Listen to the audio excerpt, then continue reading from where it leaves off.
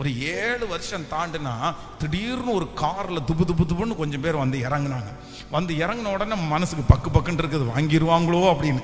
உடனே ஒரு ஜெபத்தை போட்டுறது, இயேசுவின் நாமத்தினால் அவர்கள் பேசும்போது அது நடக்காமல் போவதாக, எங்களுக்கு பணம் வருகிற வரைக்கும் அந்த இடம் அமைதியாக இருப்பதாக அப்படின்னு ஒரு ஜெபம் பண்ணே. சரி இவங்க போயிடுவாங்க அப்படின்னு பார்த்தா கொஞ்ச நாளிலே இடத்த கிளீன் பண்ண ஆரம்பிச்சாங்க.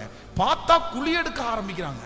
அப்போ பக்கத்தில் இருக்கவங்கள்ட்ட போய் விசாரிச்சா, சார் இதில் ஒரு பெரிய அப்பார்ட்மெண்ட் வரப்போகுது அப்படின்னாங்க. உடனே இயேசுவின் நாமத்தினால இந்த ப்ராஜெக்ட் நிற்கட்டும் ஆண்டவரே, இந்த அப்பார்ட்மெண்ட் கட்டுறவங்களுக்கும் ஓனருக்கும் உள்ள ஒரு வாக்குவாதம் வரட்டும், ஒரு சண்டை வந்து அது உடனே எங்க பக்கமா திரும்பட்டும், கத்த செஞ்சா அப்படி கூட செய்வாருங்க அப்படின்னு ஜெபம் பண்ண. அது பார்த்தா ஃபர்ஸ்ட் ஃப்ளோர் வந்துச்சு, செகண்ட் ஃப்ளோர் வந்துச்சு, 3வது ஃப்ளோர் கட்டி முடியும் போது அப்புறம் ஒரு ஜெபம், ஒருவேளை மொட்டை மாடியில் 3 மாடியும் மேலே கொடுத்துருவாரா அப்படின்னு சொல்லிட்டு ஒண்ணுமே நடக்கல. அவ்வளவு அப்செட் ஆயிட்டோம். சே, இத்தனை வருஷம் ஜெபம் பண்ணி, இவ்வளவு திங்க் பண்ணி, இத்தனை கார் இப்படி போகும் அப்படி வரும்னெல்லாம் பிளான் பண்ணி, கடைசியில இப்படி ஏமாத்தி விட்டீங்களே ஆண்டவரே, இப்படி கிடைக்காம போயிடுச்சு ஆண்டவரே அப்படின்னு ரொம்ப வெக்ஸ் ஆயாச்சு. வருஷங்கள் தாண்டிருச்சு. கிட்டத்தட்ட ஒரு 18 வருஷம் தாண்டினதுக்கு அப்புறம் எந்த இடம் கிடைக்குதுன்னா இந்த இடம் கிடைக்குது. ஸோ இப்போ இந்த இடம் வந்ததற்கு பிற்பாடுதான் இப்போ என்ன யோசிக்கிறேன் அப்படின்னு சொன்னா, நீங்க ரொம்ப பெஸ்டா பண்ணியிருக்கிறீங்க ஆண்டவரே. நீங்க தராதது என்னுடைய ஜெபத்தை கேட்காதது நல்லது ஆண்டவரே.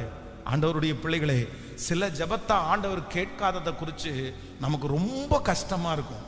ஏன் ஆண்டவரே எனக்கு மட்டும் இந்த ஜெபத்தை நீங்க கேட்க மாட்டேங்கிறீங்க?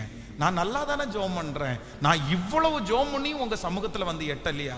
எத்தனையோ பேருக்கு ஜெபம் பண்ணா உடனே நடக்குது, நான் ஜெபம் பண்ணா எத்தனையோ பேருக்கு அற்புதம் நடக்குது, ஆனா ஏன் ஜெபத்தை மட்டும் ஏன் நீங்க கேட்க மாட்டீங்கன்னு நிறைய பேருக்குள்ள வருத்தம் இருக்கலாம்.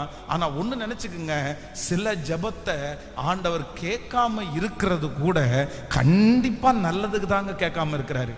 இன்னைக்கு ஒருவேளை அந்த ஜெபத்தை கேட்காததை குறித்து உங்களுக்கு வருத்தமா தெரியலாம், இன்னைக்கு அந்த ஜெபத்தை கேட்காததை நினைச்சு உங்களுக்கு கவலையா இருக்கலாம். ஆனா வெகு சீக்கிரத்துல ஒரு நாள் நீங்க என்ன சொல்லுவீங்கன்னா, இந்த ஜெபத்தை நீங்க கேட்காதது நல்லது ஆண்டவரே, இந்த ஜெபத்தை கேட்டு அதன்படி நீங்க செய்யாதது நல்லது ஆண்டவரே. இன்னைக்கு இவ்வளவு பெரிய காரியத்தை கொடுக்கறதற்காகத்தான் அன்னைக்கு அந்த ஜெபத்தை நீங்க ரிஜெக்ட் பண்ணீங்க, எனக்கு ஒரு பெரிய ஆசீர்வாதத்தை வைக்கிறதுனால தான் அந்த ஜெபத்தை நீங்க தடுத்து நிறுத்துனீங்கன்னு நீங்க சாட்சி சொல்லுகிற அளவிற்கு கர்த்தர் கொண்டு வந்து நிறுத்துகிறதற்கு கர்த்தர் வல்லவராய் இருக்கிறார். காரணம், அவர் ஜெபத்தை கேட்கிற தேவன், அவர் ஜெபத்தை கேட்கிற தேவன்.